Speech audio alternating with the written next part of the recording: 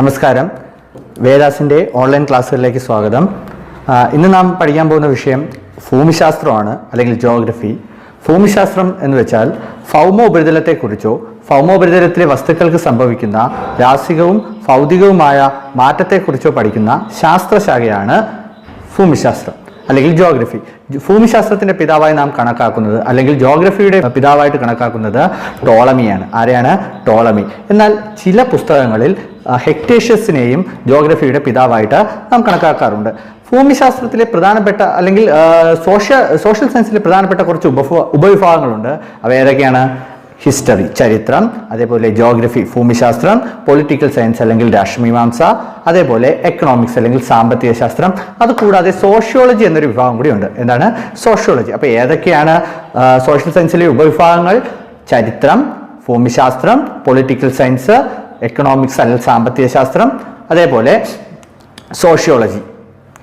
ഇനി ഇവയുടെ പിതാക്കന്മാർ നമ്മൾ പറഞ്ഞു. ഭൂമിശാസ്ത്രത്തിന്റെ പിതാവ് ടോളമിയാണെന്ന് പറഞ്ഞു. ചരിത്രത്തിന്റെ പിതാവ് ഹെറോഡോട്ടസ് ആണ്. ചരിത്രത്തിന്റെ പിതാവ് ഹെറോഡോട്ടസ്. അതേപോലെ പൊളിറ്റിക്സ് അല്ലെങ്കിൽ രാഷ്ട്രമീമാംസയുടെ പിതാവ് അരിസ്റ്റോട്ടിൽ. അതേപോലെ എക്കണോമിക്സിന്റെ പിതാവ്, സാമ്പത്തിക ശാസ്ത്രത്തിന്റെ പിതാവ് ആദം സ്മിത്ത്. അതേപോലെ അഗസ്റ്റേ കോംഡെയാണ് സോഷ്യോളജിയുടെ പിതാവ്. സോഷ്യോളജിയുടെ പിതാവ് ആരാണ്? അഗസ്റ്റേ കോംഡെ. ഇവയൊക്കെയാണ് സോഷ്യൽ സയൻസിന്റെ പ്രധാനപ്പെട്ട ഉപവിഭാഗങ്ങൾ. സോഷ്യൽ സയൻസിന്റെ ഉപവിഭാഗങ്ങൾ ഏതൊക്കെയാണ്? ഒന്ന് ഹിസ്റ്ററി, ചരിത്രം, അതേപോലെ ഭൂമിശാസ്ത്രം, ജിയോഗ്രഫി, പൊളിറ്റിക്കൽ സയൻസ്, രാഷ്ട്രമീമാംസ, അതേപോലെ എക്കണോമിക്സ്, സാമ്പത്തിക ശാസ്ത്രം, സോഷ്യോളജി, സാമൂഹ്യ ശാസ്ത്രം എന്നാണ് എന്നെ പറയുന്നത്. ഇനി ഇവയുടെ പിതാക്കന്മാരെ ഒന്നുകൂടി പറയാം. ചരിത്രത്തിന്റെ പിതാവ് ഹെറോഡോട്ടസ്, ഭൂമിശാസ്ത്രത്തിന്റെ പിതാവ് ടോളമി, എക്കണോമിക്സിന്റെ പിതാവ് ആദം സ്മിത്ത്, പൊളിറ്റിക്സിന്റെ പിതാവ് അരിസ്റ്റോട്ടിൽ, അതേപോലെ സോഷ്യോളജിയുടെ പിതാവ് അഗസ്റ്റേ കോംഡെ. എന്താണ് അഗസ്റ്റേ കോംഡെ? നമ്മൾ എന്താണ് ഭൂമിശാസ്ത്രം എന്ന് പറഞ്ഞില്ലേ? നമ്മൾ ഇന്ന് ചർച്ച ചെയ്യാൻ പോകുന്നത് 9ാം ക്ലാസ്സിലെ SS2 ഒന്നാമത്തെ ചാപ്റ്ററായ സൺ ദി അൾട്ടിമേറ്റ് സോഴ്സ് എന്ന പാഠഭാഗത്തെക്കുറിച്ചാണ്. സൂര്യനാണ് ഭൂമിയുടെ പ്രധാനപ്പെട്ട ഊർജ്ജ സ്രോതസ്സ് എന്ന് നമുക്കറിയാം. ഭൂമിയിലെ പലവിധ പ്രവർത്തനങ്ങൾക്കും ഫോട്ടോസിന്തസിസ് പോലുള്ള എല്ലാ പ്രോസസ്സുകൾക്കും ഏറ്റവും അടിസ്ഥാന ഘടകം സൂര്യനാണ്. നോക്കാം, സൂര്യനെ കുറിച്ച് പറയാം. Sun is the sole source of energy of the earth. ഭൂമിയുടെ പ്രധാനപ്പെട്ട സോൾ സോഴ്സ് എനർജി, പ്രധാനപ്പെട്ട എനർജി സോഴ്സ് ഏതാണ്? സൂര്യനാണ്. നമ്മുടെ ഭൂമിയിൽ എന്ത് പ്രവർത്തനം, അല്ലെങ്കിൽ ഒരു ദിവസം സൂര്യനില്ല എന്നൊന്ന് ആലോചിച്ച് നോക്കിയേ. നമുക്ക് ആലോചിക്കാൻ പോലും പറ്റില്ല. രാത്രി, പകല് എന്നിവയൊക്കെ മാറി വരുന്നത് നമ്മുടെ എന്തിൻ്റെ ഫലമായിട്ടാണ്? നമ്മുടെ ഈ സൂര്യപ്രകാശത്തിന്റെ ഫലമായിട്ടാണ്. അതുകൊണ്ട് തന്നെ ഭൂമിയുടെ പ്രധാനപ്പെട്ട ഊർജ്ജ സ്രോതസ്സാണ് ആരെന്ന് പറയുന്നത്? സൂര്യൻ. നോക്കാം.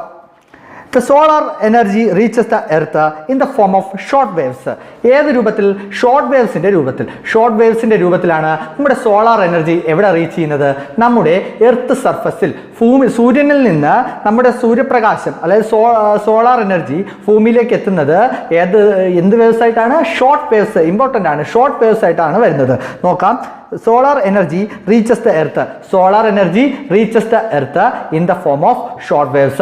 Solar energy reaches in the earth in the form of short waves. Okay, this is known as insolation. ഈ പ്രോസസ്സിനെ വിളിക്കുന്ന പേരാണ് ഇൻസൊലേഷൻ. സൗരോർജം, അതായത് സോളാർ എനർജി ഭൂമിയിലേക്ക് ഷോർട്ട് വേവ്സ് ആയി എത്തുന്ന പ്രോസസ്സിനെ വിളിക്കുന്ന പേരാണ് ഇൻസുലേഷൻ. എത്ര സമയം വേണം സോളാർ എനർജി ഭൂമിയിലേക്ക് എത്താൻ? നമ്മൾ പഠിച്ചിട്ടുണ്ട്. 8 minutes and 20 seconds. 8 മിനിറ്റും 20 സെക്കൻഡും ആവശ്യമാണ് സൂര്യപ്രകാശം എവിടെ എത്തുന്നതിന്? നമ്മുടെ ഭൂമിയിലേക്ക് എത്തുന്നത്. എന്താണ് insulation? The solar energy reaches in the earth in the form of short waves. This is known as insolation. അപ്പോൾ ഇൻസുലേഷന്റെ ഭാഗമായല്ലേ ഭൂമിയിൽ ചൂടാവുന്നത്? സൂര്യപ്രകാശം ഭൂമിയിലേക്ക് വരുന്നതിന്റെ ഭാഗമായിട്ടല്ലേ നമുക്ക് ചൂട് ലഭിക്കുന്നത്? അപ്പോൾ എങ്ങനെയാണെന്ന് നോക്കാം. The earth's surface facing the sun get heated by this flow of energy which begins with sunrise and last sunset. അതായത് നമ്മുടെ സൺസെറ്റ് മുതൽ, അതേപോലെ സൺറൈസ് മുതൽ സൺസെറ്റ്. സൺറൈസ് എന്ന് വെച്ചാൽ സൂര്യോദയം, അതേപോലെ സൺസെറ്റ് എന്ന് വെച്ചാൽ സൂര്യാസ്തമയം. സൂര്യോദയം മുതൽ സൂര്യാസ്തമയം വരെ നമ്മുടെ സൂര്യൻ അഭിമുഖം സൺ ഫേസ് ചെയ്യുന്ന എർത്തിന്റെ ഭാഗത്ത് എന്ത് ചെയ്യുന്നു? നിരന്തരം എന്തടിക്കുന്നു? ചൂട്, അല്ലെങ്കിൽ എനർജി വരുന്നത് കൊണ്ടാണ്, എനർജി ലഭിക്കുന്നത് കൊണ്ടാണ് നമ്മുടെ ഭൂമി എന്ത് ചെയ്യുന്നത്? ചൂടാവുന്നത്. എന്തുകൊണ്ടാണ്? അല്ലെങ്കിൽ സൂര്യോദയം മുതൽ സൂര്യാസ്തമയം വരെ, സൺറൈസ് മുതൽ സൺസെറ്റ് വരെയുള്ള സോളാർ എനർജിയുടെ ഫ്ലോയുടെ ഫലമായിട്ടാണ് നമ്മുടെ ഭൂമി എന്ത് ചെയ്യുന്നത്? ചൂട് പിടിക്കുന്നത്. നമ്മുടെ ഭൂമി എന്ത് ചെയ്യുന്നത്? ചൂട് പിടിക്കുന്നു. അത് നമ്മൾ പറഞ്ഞായിരുന്നു. നോക്കാം. അടുത്തതായി നമ്മൾ ചർച്ച ചെയ്യാൻ പോകുന്നത് നമ്മുടെ എർത്ത് സർഫസ് എങ്ങനെ ഹീറ്റ് ആവുന്നതാണ്. പറഞ്ഞ് മനസ്സിലാവുന്നുണ്ടല്ലോ. നമ്മുടെ എർത്ത് സർഫസ് എങ്ങനെയാണ് ഹീറ്റ് ആവുന്നത്? ചൂട് നമ്മൾ പറയാറുണ്ട്, രാവിലെ വെളിയിലോട്ടൊക്കെ ഇറങ്ങുമ്പോൾ നല്ല ചൂടിരിക്കുമ്പോൾ നമ്മൾ പറയാറുണ്ട്, ഓ എന്ത് ചൂടാണ്. എങ്ങനെയാണ് നമുക്കിങ്ങനെ ഒരു ചൂട് അനുഭവപ്പെടുന്നത്? എന്തുകൊണ്ടാണ് നമ്മുടെ ഭൂമി ചൂട് പിടിക്കുന്നത് എന്നാണ് നമ്മൾ പറയാൻ പോകുന്നത്. പ്രധാനമായും അറ്റ്മോസ്ഫിയർ ഹീറ്റ് ആവുന്ന പ്രോസസ്സ് എത്ര വിധത്തിലുണ്ടെന്ന് വെച്ചാൽ 4 വിധത്തിലുണ്ട്. അറ്റ്മോസ്ഫിയർ ഹീറ്റ് ആവുന്ന പ്രോസസ്സ് അല്ലെങ്കിൽ എർത്ത് സർഫസ് ഹീറ്റ് ആവുന്ന പ്രോസസ്സ് എത്ര വിധത്തിലുണ്ട്? 4 വിധത്തിലുണ്ട്. ഒന്നാമത്തെ പ്രോസസ്സ് ശ്രദ്ധിക്കാം, കണ്ടക്ഷൻ. ഒന്നാമത്തെ പ്രോസസ്സിന്റെ പേര് കണ്ടക്ഷൻ. എന്താണ് conduction? Heat is transferred to the part of the atmosphere. Heat is transferred to the part of atmosphere. Heat is transferred to the part of atmosphere close to the hot surface of the earth. Close to the hot surface of the earth. നമ്മൾ ശ്രദ്ധിക്കാറുണ്ട്, നമ്മൾ റോഡിൽ കൂടി നടന്നു പോകുമ്പോൾ നമുക്ക് നല്ല ശക്തമായ ചൂട് അനുഭവപ്പെടാറുണ്ട്. നമ്മൾ ഏതെങ്കിലും ഷീറ്റിൻ്റെ അടിയിലോ അല്ലെ അലൂമിനിയം ഷീറ്റുകളുടെ അടിയിലിരിക്കുമ്പോൾ നമുക്ക് വളരെ വലിയ ചൂട് അനുഭവപ്പെടാറുണ്ട്. എന്തുകൊണ്ടാണ് ഇങ്ങനെ ഒരു ചൂട് അനുഭവപ്പെടാറുള്ള കാരണം എന്ന് വെച്ചാൽ അതിന് കാരണം ഈ കണ്ടക്ഷനാണ്. എന്താണ് കണ്ടക്ഷൻ? അതായത് നമ്മുടെ എർത്ത് സർഫസ് ഹീറ്റ് ആവും, അല്ലെങ്കിൽ നമ്മുടെ അലുമിനിയം ഷീറ്റ് ഹീറ്റ് ആവുന്നു. ഹീറ്റ് ആയി കഴിഞ്ഞാൽ ഈ ചൂട് എവിടേക്ക് വ്യാപിക്കും? എക്സ്റ്റെൻഡ് ചെയ്യും. അത് നമ്മൾ നിൽക്കുന്ന ഭാഗത്തേക്ക്, നമ്മൾ നിൽക്കുന്ന ആ അറ്റ്മോസ്ഫിയറിലേക്ക് ഇതെന്ത് ചെയ്യും? വ്യാപിക്കും. ഇതിനെയാണ് നമ്മൾ എന്തെന്ന് പറയുന്നത്? കണ്ടക്ഷൻ എന്ന് പറയുന്നത്. നോക്കിയേ, heat is transferred to the part of the atmosphere close to the hot surface of the earth.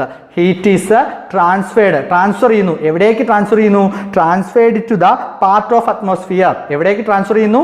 അറ്റ്മോസ്ഫിയറിലേക്ക് എന്ത് ചെയ്യുന്നു? ട്രാൻസ്ഫർ ചെയ്യുന്നു. എവിടെ നിന്ന്? From the hot surface of the earth. From the hot surface of the earth. നമ്മുടെ ഭൂമി ചൂടായ നമ്മുടെ earth സർഫസിൽ നിന്നും താപം, ഹീറ്റ് എവിടേക്ക് ട്രാൻസ്ഫർ ചെയ്യുന്നു? അറ്റ്മോസ്ഫിയറിലേക്ക്. നമ്മൾ നിൽക്കുന്ന ഭൗമോപരിതലത്തിൽ നിന്ന് നമ്മൾ നിൽക്കുന്ന അന്തരീക്ഷത്തിലേക്ക് എന്ത് ചെയ്യുന്നു? ഈ ഹീറ്റ് എന്ത് ചെയ്യുന്നു? ട്രാൻസ്ഫർ ചെയ്യുന്നു. ഈ പ്രോസസ്സാണ് കണ്ടക്ഷൻ. ഈ പ്രോസസ്സിനെ വിളിക്കുന്ന പേരാണ് കണ്ടക്ഷൻ. അടുത്തതായി കൺവെക്ഷൻ. പേരുകൾ തിരിഞ്ഞു പോകരുത്. ഒന്നാമത്തത് കണ്ടക്ഷൻ, രണ്ടാമത്തത് കൺവെക്ഷൻ. രണ്ടാമത്താണ് കൺവെക്ഷൻ. എന്താണ് കൺവെക്ഷൻ എന്ന് വെച്ചാൽ എളുപ്പമാണ്. Heated air expand and rise up. Heated air expand and rise up. ഏതൊരു ഒബ്ജക്റ്റും പോലെ തന്നെ എയറും ഹീറ്റ് ആവുമ്പോൾ എന്ത് ചെയ്യുന്നു? എക്സ്പാൻഡ് ചെയ്യുന്നു. അതായത് എക്സ്പാൻഡ് ചെയ്യുമ്പോൾ ഇതിൻ്റെ ഡെൻസിറ്റി, അതായത് ഭാരം, മനസ്സിലായല്ലോ? എയറിൻ്റെ ഭാരത്തെ നമ്മൾ എന്തെന്ന് വിളിച്ചു? ഡെൻസിറ്റി. ഡെൻസിറ്റി എന്ത് ചെയ്യുന്നു? ഡിക്രീസ് ചെയ്യുന്നു, കുറയുന്നു. ഒന്നുകൂടെ ശ്രദ്ധിക്കുക, വായു ചൂടാവുമ്പോൾ, എയർ ചൂടാവുമ്പോൾ അതെന്ത് ചെയ്യുന്നു? എക്സ്പാൻഡ് ചെയ്യുന്നു. എക്സ്പാൻഡ് ചെയ്യുമ്പോൾ ഇതിൻ്റെ ഡെൻസിറ്റി, ഭാരം എന്ത് ചെയ്യുന്നു? കുറയുന്നു. ഭാരം കുറഞ്ഞാൽ എയർ താഴെ നിൽക്കുമോ? ഇല്ല. എയർ എവിടേക്ക് പോകും? മുകളിലേക്ക് പോകും. എയർ എവിടേക്ക് പോകും? മുകളിലേക്ക് പോകും. അപ്പോൾ heated air expand and rise up. Heated air expands and rice up. മുകളിലേക്ക് പോയി മേഘങ്ങൾ ഉണ്ടാകുന്ന ക്ലൗഡ്സ് ഒക്കെ ഫോം ചെയ്യുന്നൊക്കെ നമ്മൾ പറഞ്ഞിട്ടുണ്ട്.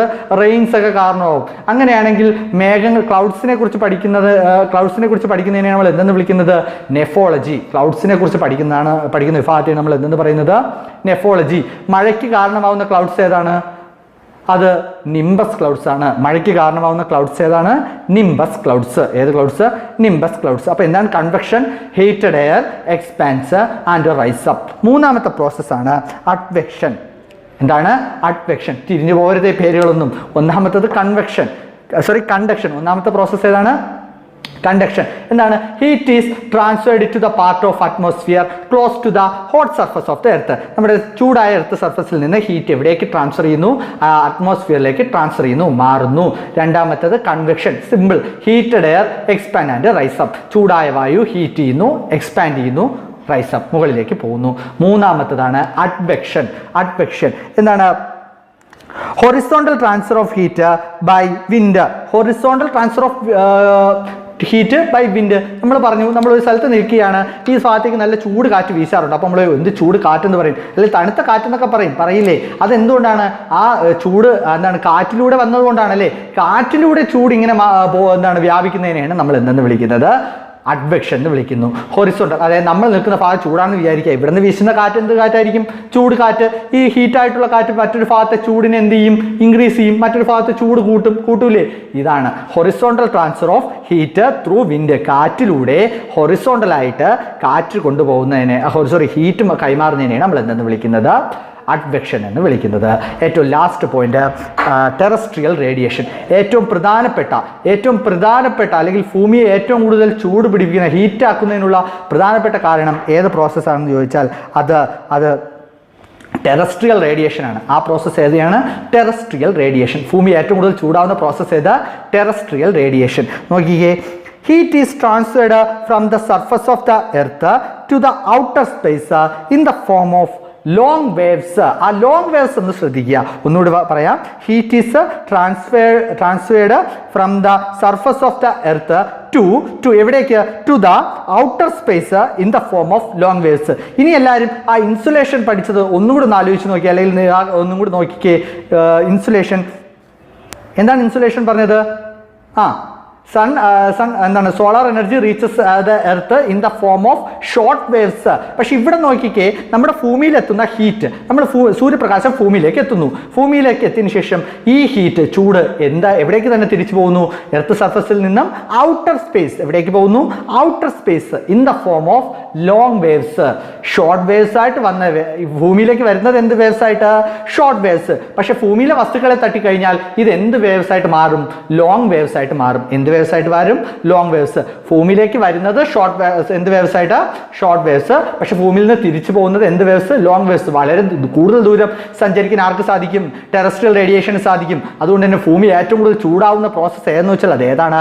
Terrestrial radiation. ടെറസ്ട്രിയൽ റേഡിയേഷൻ ഒന്നുകൂടി പറയാൻ ശ്രദ്ധിച്ചോളുക. Heat is transferred from the surface of the earth. Heat is transferred from the surface of the. സർഫസിൽ നിന്ന് ഹീറ്റ് എവിടേക്ക് ട്രാൻസ്ഫർ ചെയ്യുന്നു? To the outer space. To the outer space. Outer സ്പേസിലേക്ക് transfer ചെയ്യുന്നു in the process of അല്ലെങ്കിൽ in the form of long waves. നമ്മൾ കണ്ടക്ഷനും terrestrial റേഡിയേഷനും ഒരേ കണക്കാണെന്ന് തോന്നും. അതിൽ ചെറിയ വ്യത്യാസമുണ്ട്. കണ്ടക്ഷൻ എവിടേക്ക് മാത്രം? നമ്മൾ നിൽക്കുന്ന ക്ലോസ് ചെയ്തിട്ടുള്ള നമ്മുടെ എർത്ത് സർഫസിനോട് ചേർന്ന ഭാഗത്തേക്ക് മാത്രമേ എന്ത് ചെയ്യുള്ളൂ? ഹീറ്റ് ട്രാൻസ്ഫർ ചെയ്യുള്ളൂ. അത്രയ്ക്കുള്ള പവറേ ഉള്ളൂ. എന്നാൽ ടെറസ്ട്രിയൽ റേഡിയേഷൻ അങ്ങനെയല്ല. ടെറസ്ട്രിയൽ റേഡിയേഷൻ ഔട്ടർ സ്പേസ് വരെ, ഹീറ്റ് വളരെയധികം ദൂരത്തിലേക്ക് വരെ വ്യാപിക്കാൻ ആർക്ക് സാധിക്കും? നമ്മുടെ ടെറസ്ട്രിയൽ റേഡിയേഷന് സാധിക്കും. ഓക്കെ, നിങ്ങൾ എന്ത് ചെയ്യുക? നിങ്ങൾ ചെയ്യാനുള്ളത് ഈ തന്നിരിക്കുന്ന സ്ക്രീനിൽ ധാരാളം നോട്ട്സ് തന്നിട്ടുണ്ട്. ആ നോട്ട്സ് എല്ലാം അതേപോലെ എന്ത് ചെയ്യുക? എഴുതിയെടുക്കുക.